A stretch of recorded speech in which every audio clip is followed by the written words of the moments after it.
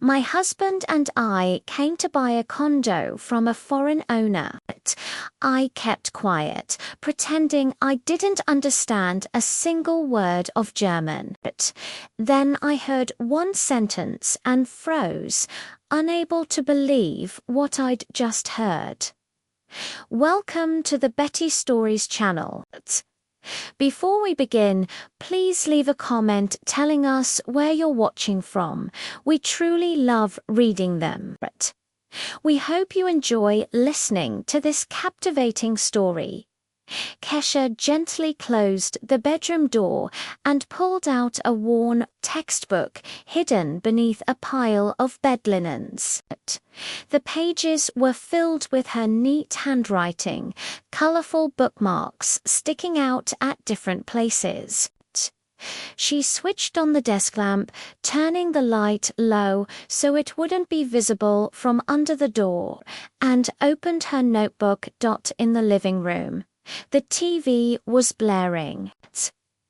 Marcus was watching yet another football match, and she knew he wouldn't bother her for at least 2 hours. This had been going on for 8 months. Every evening, whenever her husband stayed late at work or got lost in his own activities, Kesha sat down with her textbooks. At first, it was simple curiosity. One day, an online ad for free foreign language courses appeared on her screen, and then it drew her in completely. She enjoyed discovering something new, feeling her mind work, sensing how unfamiliar words slowly turned into sentences, and realizing she could understand a language that once sounded completely foreign. It felt like solving a puzzle, only far more exciting. But she told Marcus nothing, and had no intention of doing so 2 years earlier, when she'd excitedly mentioned wanting to take floral design classes. He had laughed so hard that her enthusiasm faded on its own. Kesha, you do understand that this isn't anything serious, right? He'd said back then, not even lifting his eyes from his tablet. You'll waste money, go for a month, and quit, just like always. I don't quit things all the time, she had tried to object. I just want to try something new, he scoffed. You get a new hobby every month. First yoga, then painting, then some other nonsense. You'd be better off taking proper care of the house. She had stayed silent, but the resentment settled deep inside her. 6 months later, when she decided to sign up for yoga classes, he didn't even let her finish speaking. We don't have money for nonsense, he snapped. Do you have any idea how much utilities cost these days? From that moment on, Kesha stopped sharing her dreams with him. Why bother if he never took her seriously? It felt as though she had become invisible in her own home. Marcus decided where they went on vacation, what furniture to buy, and when to invite guests. She cooked, cleaned, agreed, and occasionally tried to protest, only to hear the same response every time. I know better. You don't understand these things. Let me handle it. And again, Kesha stepped back, until she got used to being nothing more than a shadow in her own life. She poured herself some tea from the thermos she kept in the bedroom, so she wouldn't have to go to the kitchen and draw. Attention to herself, she settled comfortably on the bed and immersed herself in the exercises. Whispering the words, she carefully checked her pronunciation through an app on her phone, headphones on. She loved the feeling of having a secret, something that belonged only to her. Something Marcus neither knew about nor controlled. It was her small island of freedom in a world where almost nothing had felt like her own for a long time. About an hour later, the loud voice of a sports commentator drifted in from the living room. Someone had scored a touchdown. Kesha lifted her head and listened. Marcus was speaking loudly, most likely on the phone with a friend. She caught the excitement in his voice, his laughter. He hadn't laughed like that with her in a very long time. She sighed and returned to her textbook, forcing herself not to dwell on how much their life had changed. When they married 15 years ago, everything had been different. Marcus had been attentive, genuinely interested in her thoughts and opinions.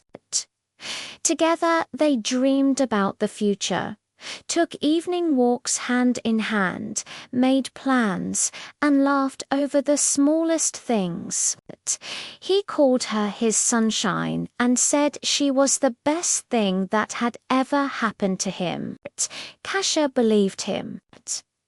She was happy simply being near him, listening to his dreams of a successful career, a large house, and the children they would one day have. But as the years passed, something shifted. Marcus grew tougher, more savage. When he started earning good money, it seemed he decided he now had the right to run their lives on his own terms. Kesha worked as an accountant at a small firm. Her salary was modest, just enough for groceries and her personal expenses. Marcus never missed a chance to remind her that he was the one providing for the family, paying the mortgage, the car loan, and their vacations. "If it weren't for me, where would you be?" he would say during arguments, in a rented studio with 3 roommates. That's where Kasha stayed quiet, because deep down she was afraid he might be right. Afraid that without him she truly wouldn't manage. That she was too weak, too indecisive, too ordinary. They had no children. At first, they postponed its careers, the mortgage, renovations. Then it simply didn't happen. Doctors shrugged their shoulders. Everything looked fine with both of them. But pregnancy never came. Tests, examinations, procedures, it all dragged on for more than a year and ended in nothing. Eventually, the subject became too painful, and they stopped discussing it altogether. Secretly, Kesha dreamed of a child. She imagined rocking a baby to sleep, reading bedtime stories, teaching tiny steps. But she was afraid to say it out loud, terrified Marcus would hurt her again, that he would blame her. Say it was her fault, that she couldn't even do this right. In recent months, a wall had grown between them. Marcus stayed late at work more often, coming home exhausted, irritable, and at dinner. Marcus answered in monosyllables, his attention buried in his phone. Kesha tried to start a conversation, asked about his day, shared something from work, even attempted a joke. He nodded without really listening, and 5 minutes later retreated to the living room and the television. On weekends, he went fishing with friends or disappeared into the garage for hours. Kesha kept trying to reach him somehow, but she cooked his favorite meals, his signature smothered pork chops with gravy, mashed potatoes, cornbread.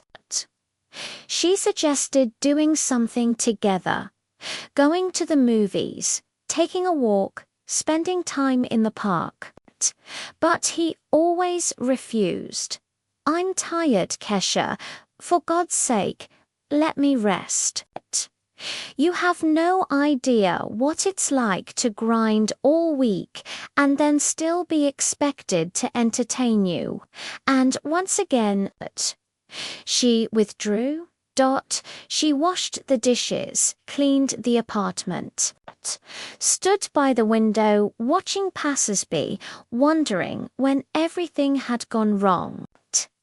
At what moment had they turned into strangers living under the same roof? She felt like she was losing him, or maybe had already lost him, but she couldn't bring herself to give up. She didn't want to admit that 15 years of her life had been wasted, that the love was gone, that she was completely alone. So when Marcus suddenly suggested looking for a bigger apartment, their one bedroom in an old building on the outskirts had long felt cramped. Kesha was overjoyed. Maybe this was a chance.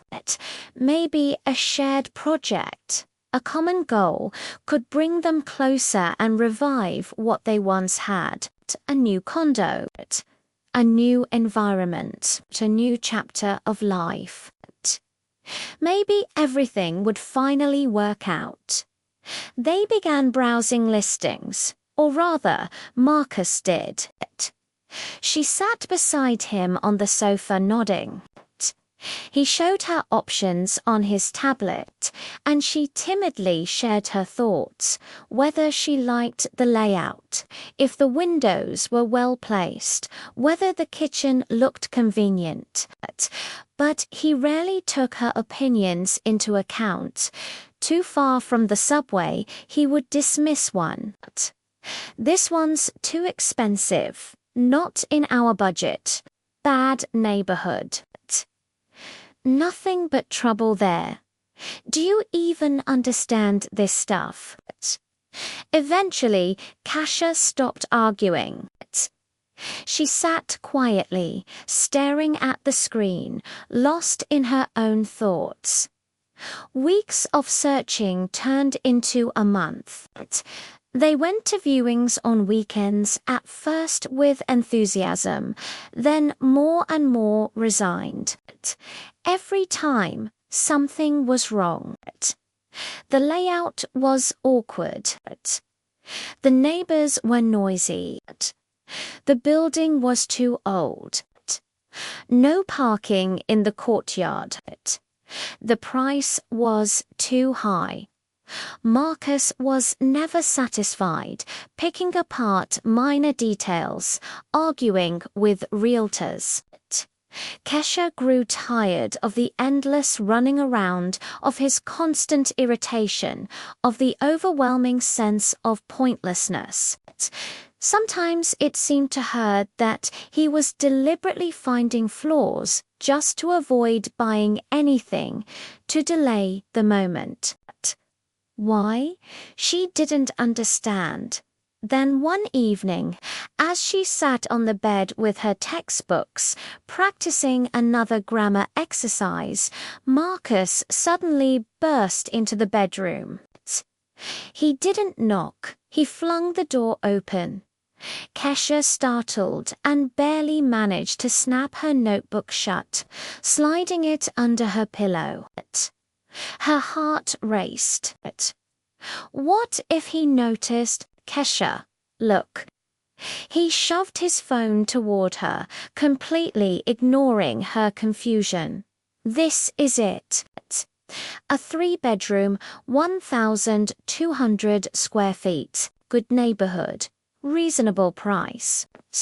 A foreigner is selling it, some German guy. We're going to see it tomorrow. Kasia caught her breath. It seemed he hadn't noticed anything. She took the phone and skimmed the listing. The condo looked wonderful. Bright rooms with high ceilings, a spacious kitchen, 2 bathrooms, a glass-enclosed balcony. The photos were professional. It was obvious the owner had taken good care of the place. Polished hardwood floors, freshly painted walls, solid furniture without signs of wear. It's beautiful, she said carefully, studying the pictures. Why is he selling? He's going back to his home country, Marcus replied. It says it right there.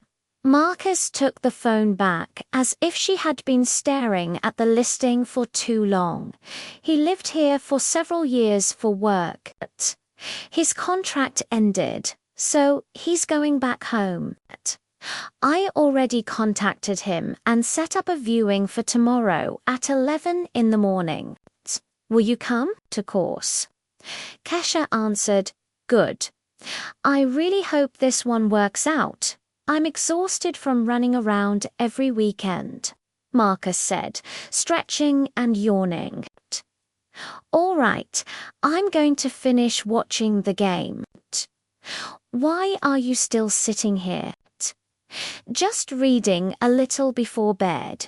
Mhemu, he was already turning toward the door. Don't stay up too late. We need to get up early tomorrow. He left, closing the door behind him.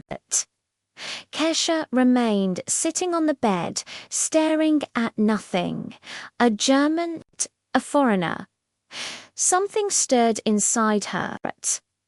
She pulled the notebook out from under the pillow and opened the last page, where she had written down new words and expressions. Her knowledge was already fairly solid. She could read simple texts, understand movies without subtitles, and even write short notes for practice.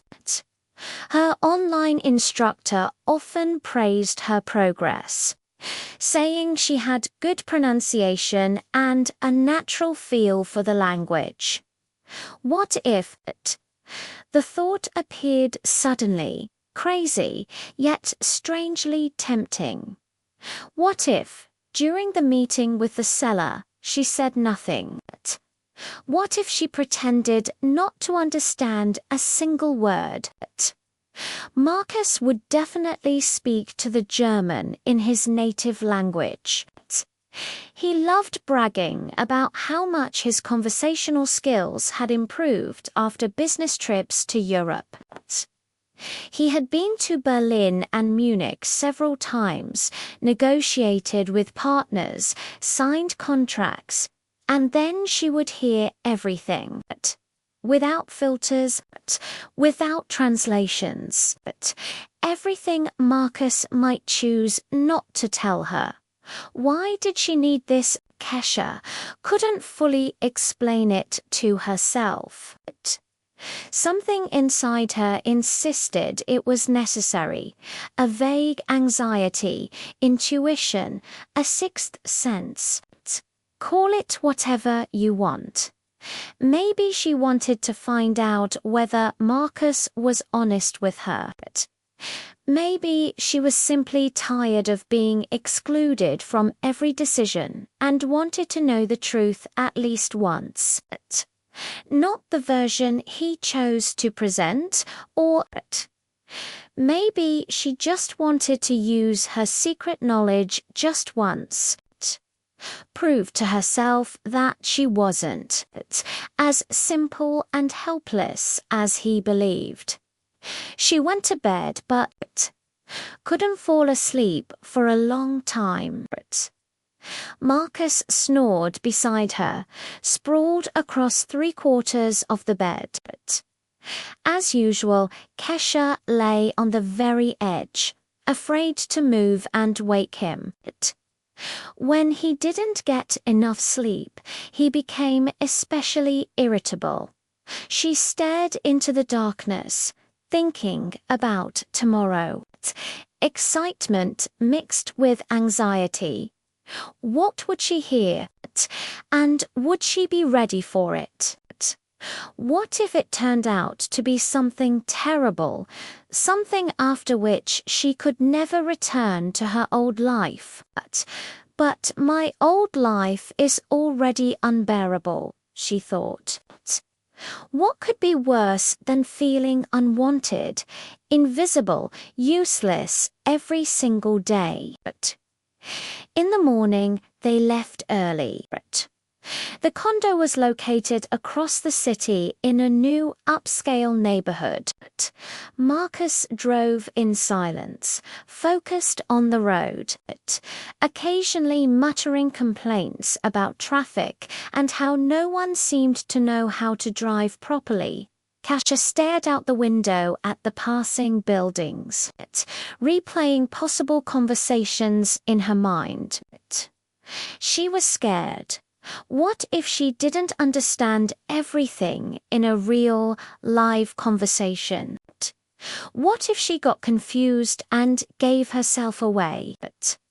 What if this was all a foolish idea and she was worrying for nothing? Why are you so deep in thought?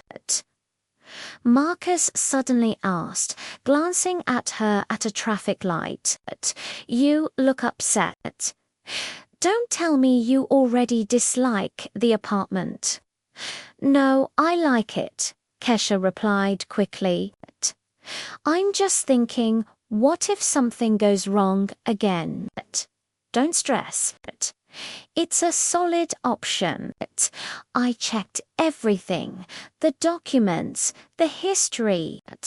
It's clean. He paused, then added, and don't worry. I'll translate everything if needed. You understand? With foreigners, you have to be careful. They might try to scam us. Europeans are tricky. They think everyone here is an easy target. Kesha stayed silent, her hands clasped tightly on her knees. You'll translate, she thought bitterly. The only question is what exactly you'll translate, and what you'll choose to hide. They parked near a modern high-rise with a glass facade. Inside, the lobby was spotless. A concierge behind the desk, an intercom system, security cameras, leather sofas stood on each floor, paintings decorated the walls. The air smelled of expensive freshener. Marcus looked around with satisfaction and nodded. Not bad. Promising prices here will definitely go up. The whole area's been developed with luxury housing, a profitable investment. Kesha didn't respond. They took the elevator to the 12th floor. It was fast and silent, with mirrored walls. Kesha caught her reflection, pale face, tense lips, hands nervously gripping the strap of her purse. She looked scared. Pull yourself together, she told herself. Stay calm, act natural. Just listen, don't be quiet, be invisible. The role she knew best. The elevator doors opened. They walked down a corridor covered with soft carpeting. Marcus checked the apartment number on his phone and stopped at the correct door. Kesha's heart was pounding. It was starting. Now she had to play her part, pretend, stay silent. Would she manage? Would she betray herself with a word, a glance, a gesture? Marcus pressed the doorbell. Footsteps sounded from inside, steady, unhurried. Kasia took a deep breath, trying to calm herself. Everything will be fine, she thought. You'll just listen. Just learn the truth. There's nothing wrong with that. The lock clicked, and the door slowly opened. A man in his early 50s stood in the doorway, tall, fit, with graying hair and attentive grey eyes.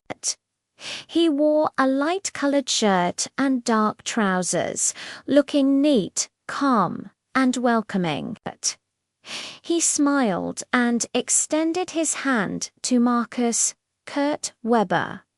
He introduced himself with a slight accent, then immediately switched to his native language. Clearly realizing Marcus understood him, Kasia tensed, though she forced her face to remain calm. She heard every word, the greeting, the invitation inside, the apology for a bit of mess. Even though the apartment was spotless, Marcus replied confidently in the same language, introducing himself, then casually nodded in her direction. This is my wife, Kasia. She doesn't speak your language, so I'll translate. Kurt turned to her, smiled warmly, and offered his hand. Kasia shook it, smiled shyly in return, and lowered her eyes, playing the role of polite confusion. Inside, everything tightened with tension. So it had begun. She was no longer a participant, just an invisible woman who supposedly understood nothing. Please, come in, Kurt said, opening the door wider. They entered a spacious hallway. Kasia glanced around, light wooden floors, a built-in wardrobe stretching along the wall, a large mirror in an expensive frame, soft, diffused ceiling light. The air smelled clean, with a faint hint of fresh coffee. Kurt led them into the living room, and Kasia involuntarily caught her breath. It was enormous. Panoramic windows overlooked a park with a river visible in the distance. The furniture was modern yet cozy, a large grey sectional sofa, a glass sandwood coffee table, bookshelves filled with books and travel souvenirs. Beautiful, she couldn't help saying softly in English. Marcus translated casually, adding something of his own.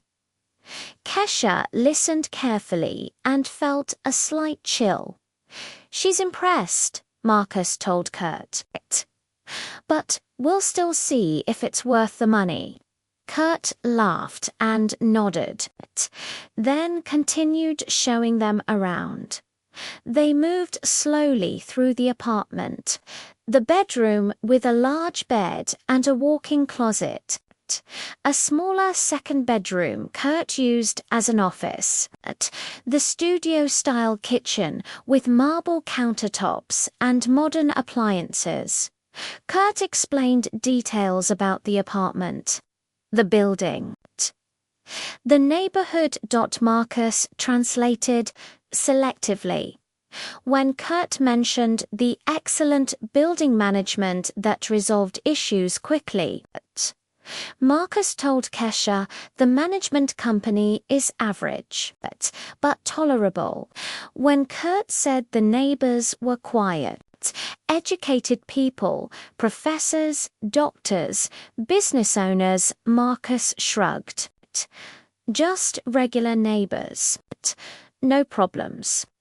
Kasia stayed silent, pretending to examine finishes, furniture, views from the windows.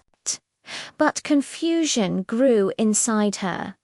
Why was Marcus distorting his words? Why deliberately downplaying the advantages? Maybe he was just trying to lower the price. To appear less interested, they returned to the living room. Kurt offered coffee. Marcus accepted. Kesha sat on the edge of the sofa, hands folded in her lap, trying to take up as little space as possible. Kurt went to the kitchen. The coffee machine hummed, cups, CLINKED. But Marcus wandered around the room, examining books and framed photographs. "Well, do you like it?" he asked Kesha in English without turning around. "Very much," she answered honestly. "The apartment is wonderful." "Yeah, not bad," he muttered, scratching his chin. "But the price is inflated. We'll have to bargain." Kesha wanted to say something, but stayed quiet. Kurt returned with a tray, 3 cups of coffee and a plate of cookies. He set it on the table and sat across from them. Kesha took a cup, thanking him with a nod. The coffee was strong and aromatic. Real coffee. Not instant. Kurt began speaking again. More seriously now. Kesha listened closely. He explained that he had lived in the apartment for 3 years. He loved it, but his contract with a local company had ended, and he needed to return home to his family. His wife and adult children were waiting for him and missed him.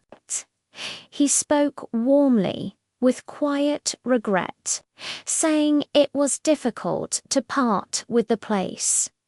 Marcus nodded, then summarized briefly for Kesha.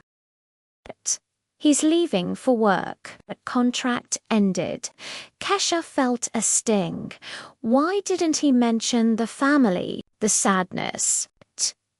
Those details made Kurt human, understandable. But Marcus didn't think they were worth translating. Then they discussed the deal. Kurt named the price high, but fair for a condo like this in such a neighborhood. Marcus frowned and shook his head. "Too expensive," he told Kesha in English, then switched languages and began bargaining. Marcus spoke confidently, citing arguments. Unstable market, falling prices. Cheaper alternatives. Kurt responded calmly but firmly. The apartment was in excellent condition. The area was prestigious. All documents were clean. They could move in immediately. Marcus countered with a price 20% lower. Kurt shook his head. "Too much of a discount." Kesha sat clutching her coffee cup, feeling unnecessary, as if she didn't exist. As if this wasn't her future home, not her life, but merely a stage set where all the roles had already been assigned. The bargaining lasted about 20 minutes. Finally, they agreed on a compromise, slightly lower than the initial price, but acceptable for Kurt. They shook hands. Marcus grinned. Agreed.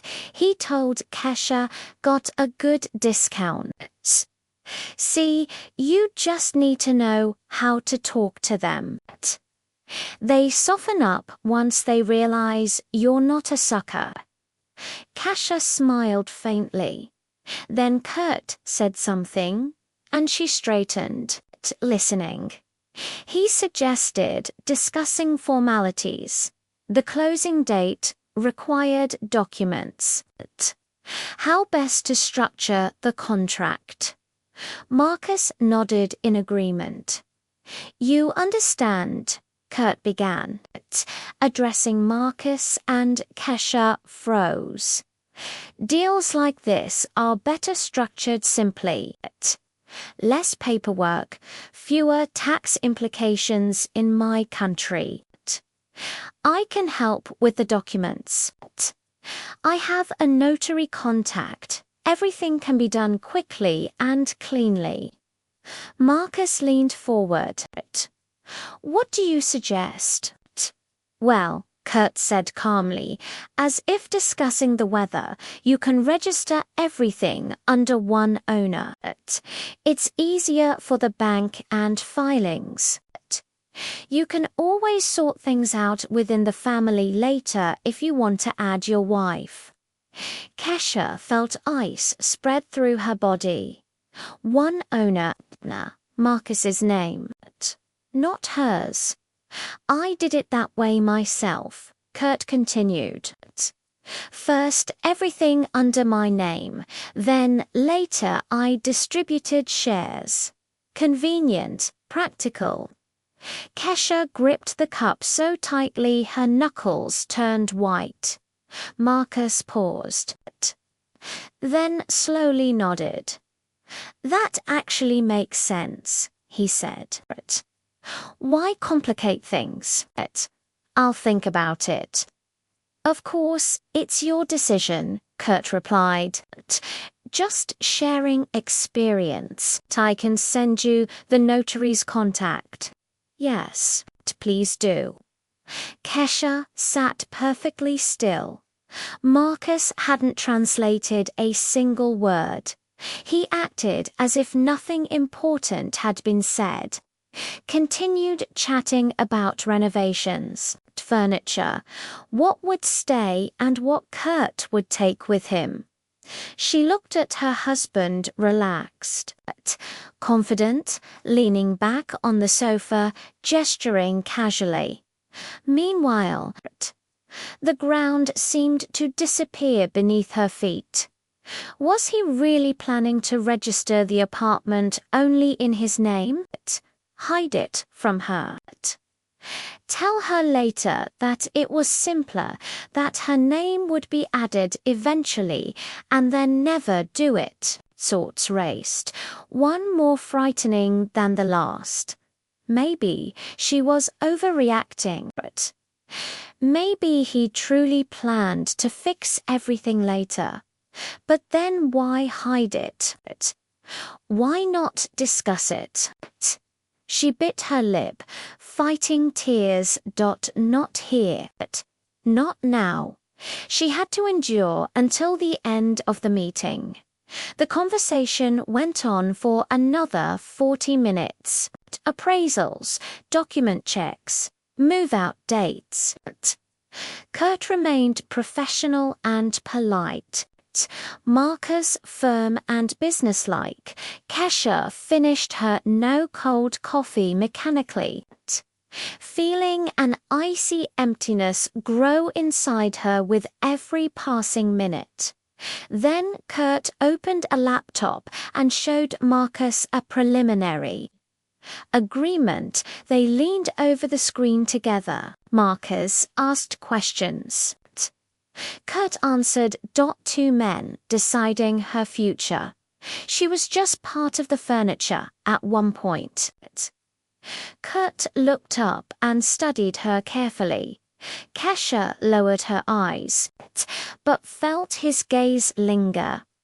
Then he turned to Marcus and said quietly, clearly, she doesn't know the documents will be drafted only in your name. Does she? Am I understanding correctly? Time stopped. Kesha couldn't breathe, couldn't move. Marcus didn't flinch. He chuckled lightly and waved his hand. What difference does it make? He said casually. She doesn't understand anyway. And honestly, it's none of her business. I earn the money. I pay, I decide.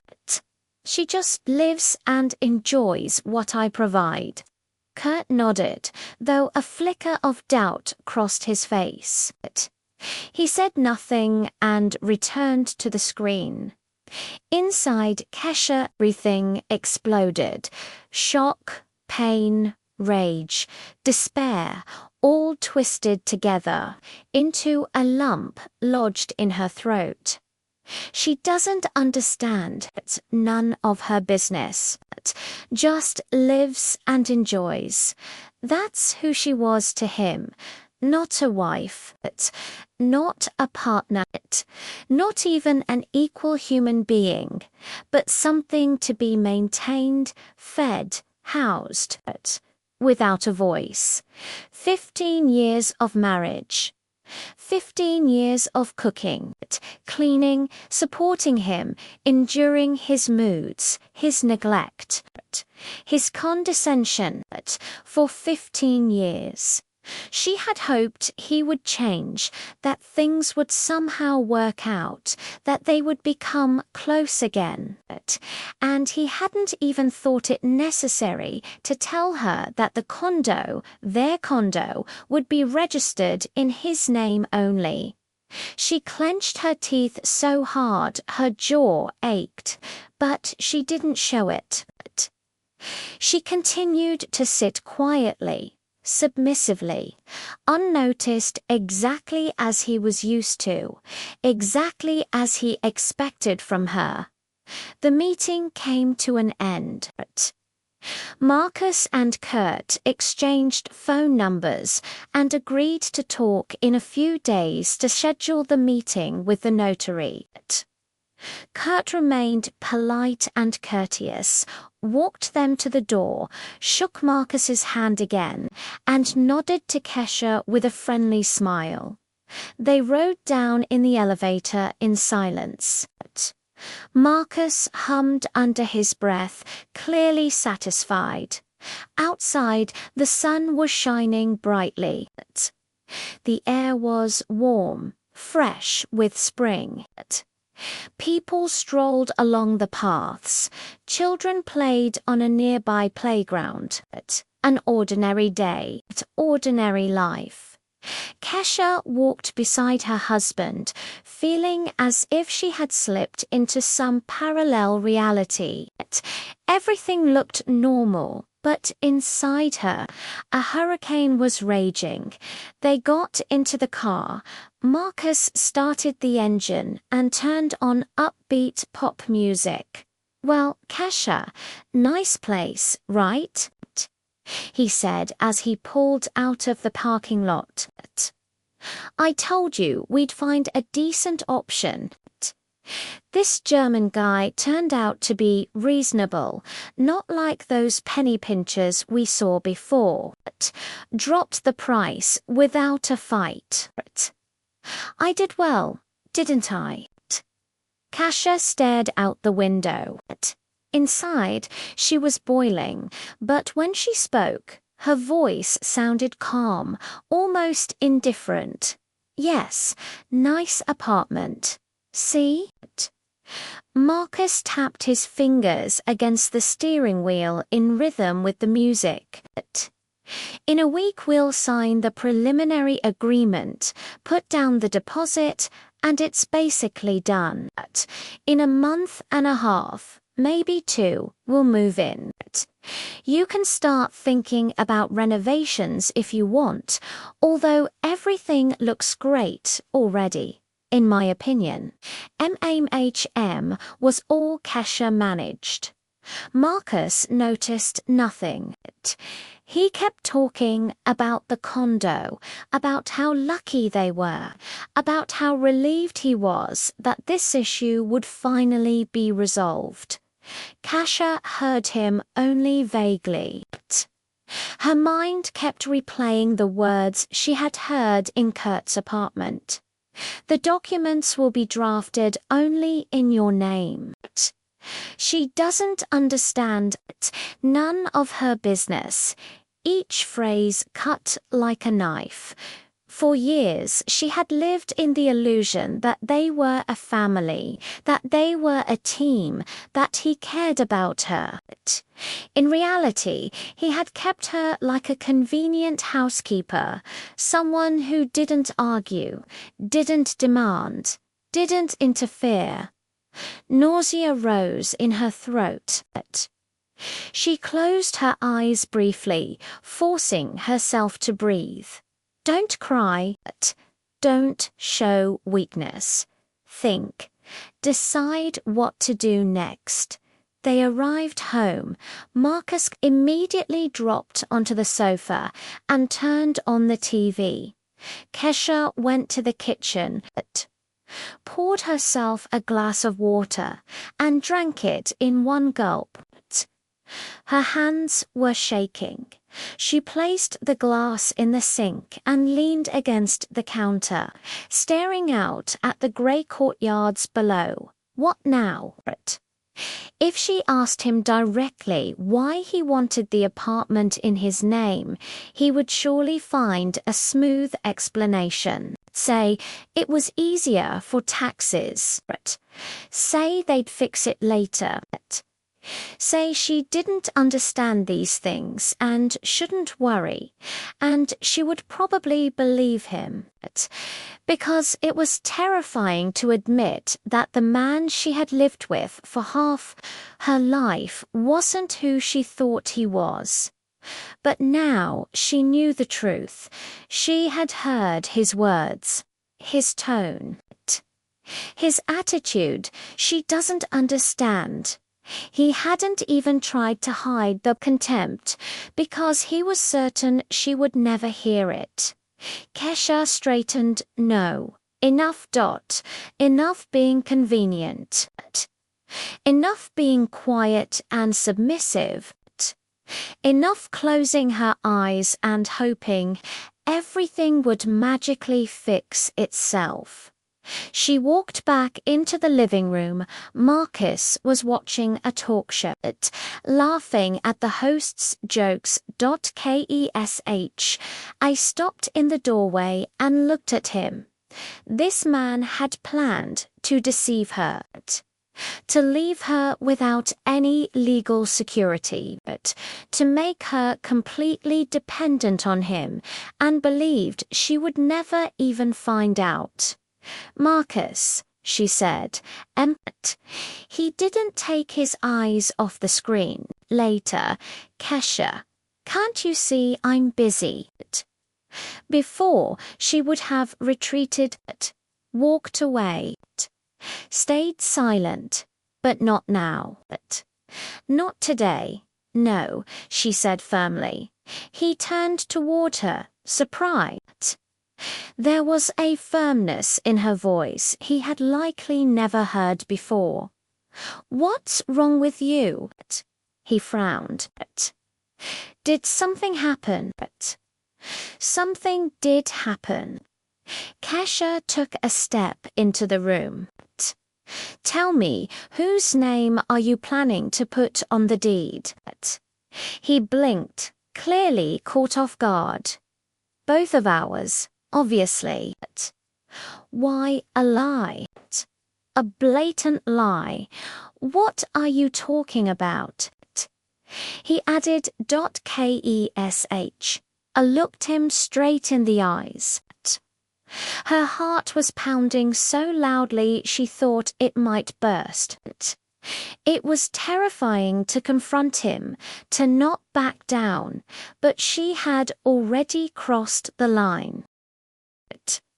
Kurt suggested registering everything in one owner's name, in your name, and you agreed. Marcus's face twitched. His eyes narrowed. How do you... He stopped. Were you eavesdropping? I heard your conversation, but you don't understand. He cut himself off, realization dawning on his face. Don't understand. Kesha gave a bitter laugh. Are you really so sure about that? Silence filled the room. Marcus stared at her, as if seeing her for the first time. Then he slowly stood up. You know the language. Disbelief and confusion mixed in his voice. Kasia didn't answer. She just looked at him, waiting. Marcus rubbed his face as if trying to wake up. How long? He asked sharply. How long have you known it? What difference does it make? Kasia stepped back instinctively. What matters is that you intended to deceive me. What deception? He raised his voice. She flinched, but didn't retreat. I wanted to simplify the procedure, he snapped. Then I would have added you later. Everything would have been fine. Or maybe you wouldn't, she said quietly. Maybe you'd leave everything in your name. Convenient, right? I'd be completely dependent on you. That's nonsense. Marcus threw up his hands. I worked myself to the bone for 15 years to provide for you, and now you accuse me of schemes. Provided for me. Kasia's voice trembled, but she didn't back down.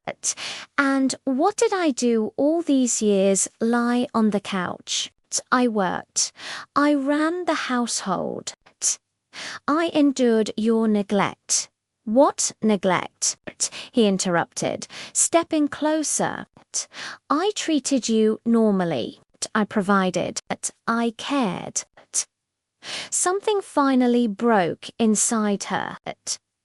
You didn't even ask my opinion about the apartment. You decided everything yourself, like always. And I was supposed to stay quiet and be grateful. Yes, because I understand these things better, he barked. You don't know anything about real estate, and you know nothing about how to treat a wife. She shot back, shocked by her own courage. Marcus froze, his face turned red, veins standing out at his temples. He looked furious and strangely frightened, as if the ground beneath him was shifting. All right, he said slowly, enunciating each word. Listen carefully. You overheard a conversation, misunderstood everything, and now you're throwing a tantrum. I wanted to simplify the paperwork. That's standard practice. Later, we would have added you. I don't trust you, Kasia interrupted, because I heard what you said. She repeated his words calmly, precisely. She doesn't understand anyway. None of her business. She just lives and enjoys what I provide. The silence was so thick they could hear music playing from a neighbor's apartment. Marcus stood with his mouth slightly open. For the first time in 15 years, he had no words. I didn't mean it like that, he muttered at last. Then what did you mean? Kasia stepped closer, and this time he stepped back. Explain how you could speak about me with contempt. About your wife. To a stranger. Kasia, I got carried away. He tried to soften his tone. It slipped out. I didn't want to offend you. She felt tears rising but held them back. You've been offending me for years, she said quietly. Every day. With every word, every look, every decision you made without me. I endured it. Hoped it would change. Thought it was just stress, fatigue. But now I see you simply don't respect me. You never did. That's not true, he snapped.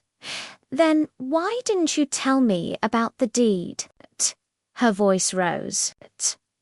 Why hide it? Why discuss it with a stranger, but not with me?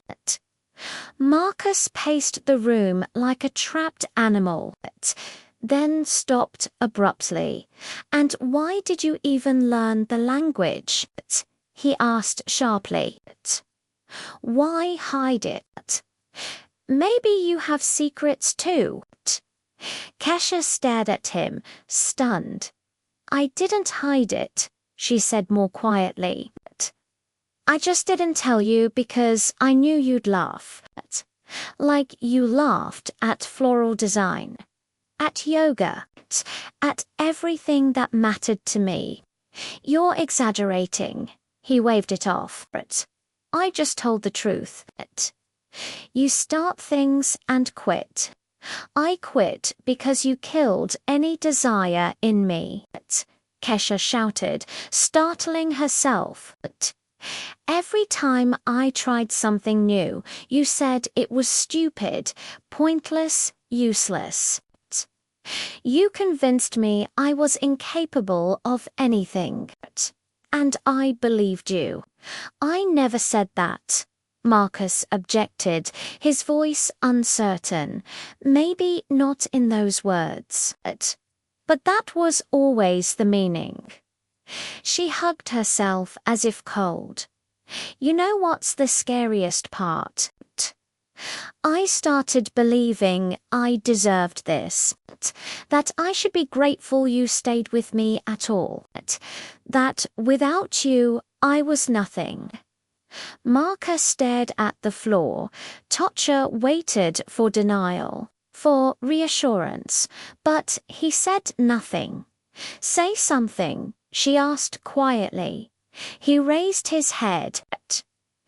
In his eyes was no anger now, only confusion and irritation. What do you want me to say? He asked dully. That I'm a bad husband, that I hurt you. Fine, maybe I did. But I worked my whole life so you could have everything. Money isn't disrespect. No, Kesha shook her head. Disrespect is when your opinion doesn't matter. When your desires are ignored.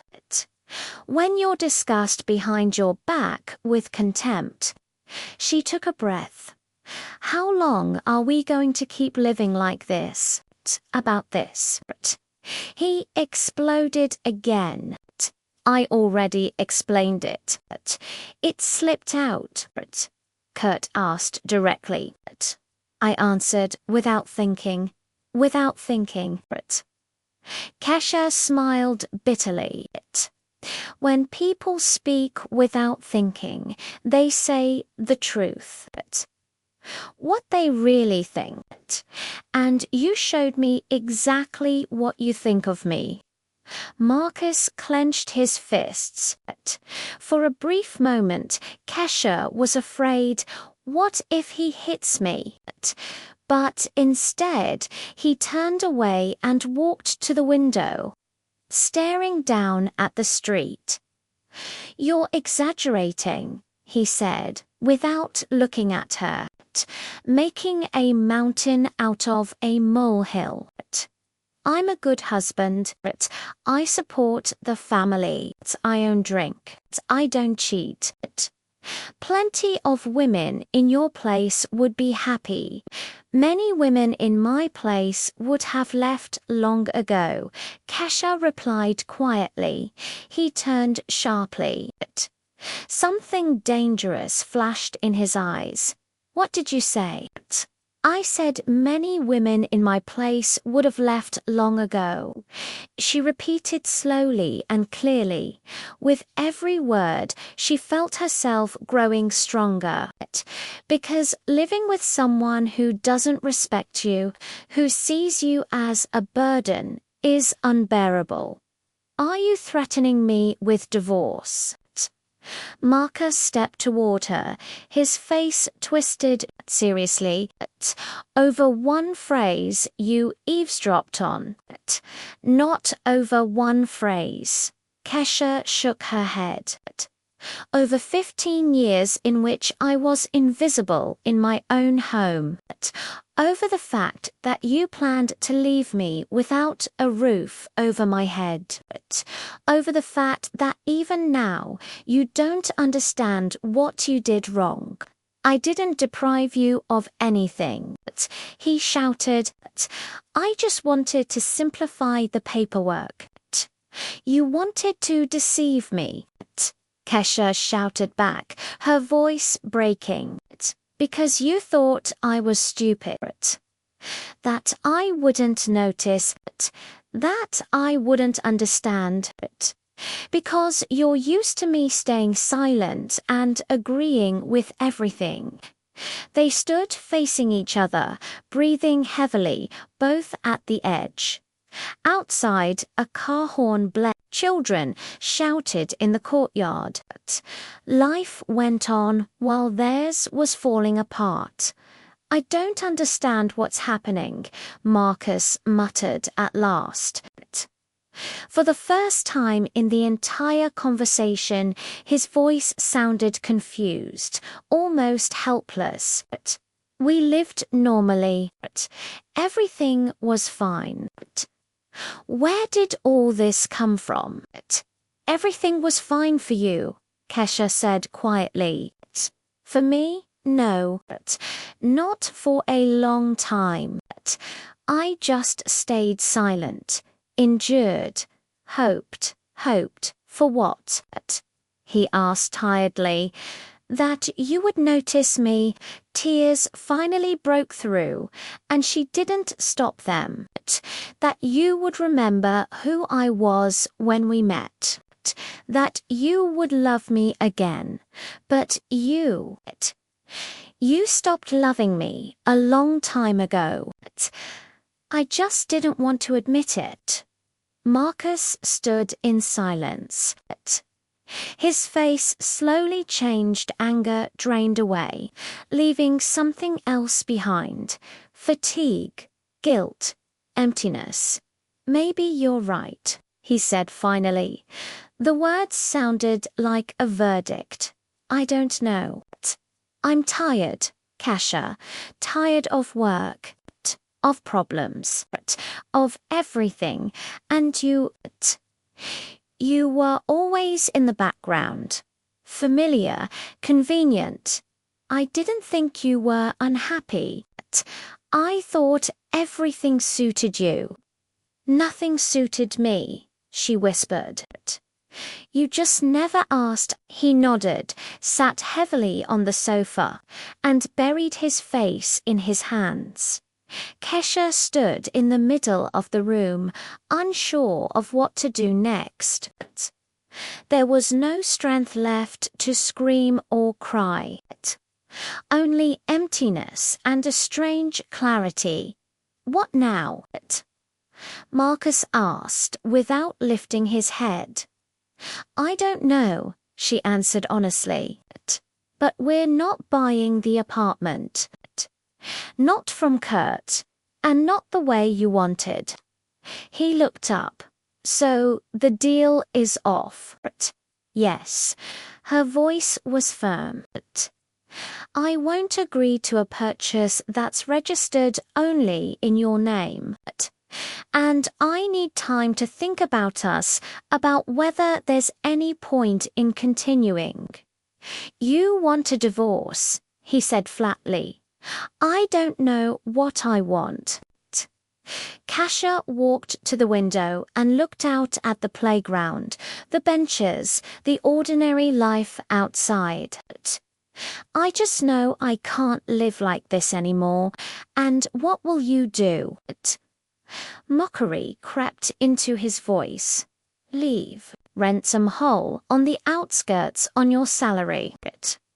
She turned to him and saw what he was trying to do, regain control, intimidate her, remind her she was nothing without him. Before, it worked. Not now. Maybe, she said calmly. But it will be my life, my choice. Marcus opened his mouth to argue, then stopped. He waved his hand and stood up. Do whatever you want. I'm going to Jamal's. I'll stay there for a while. You think things over here. Maybe you'll come to your senses. He packed quickly and left, slamming the door. Only after the sound of his car faded did Kesha slide down to the floor and cry. She cried for a long time from pain, from relief, from fear of the future, from broken hopes. Then the sobbing slowly faded. She stood up, went into the bedroom and began tidying the mess he'd left behind.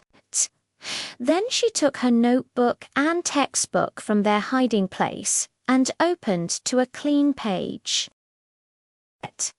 In the language she had learned in secret, she wrote, I am stronger than I thought. I will manage. I will succeed. Outside, the sun was setting, painting the sky in pink and orange. Kesha watched and thought, tomorrow will be a new day, the first day of my new life.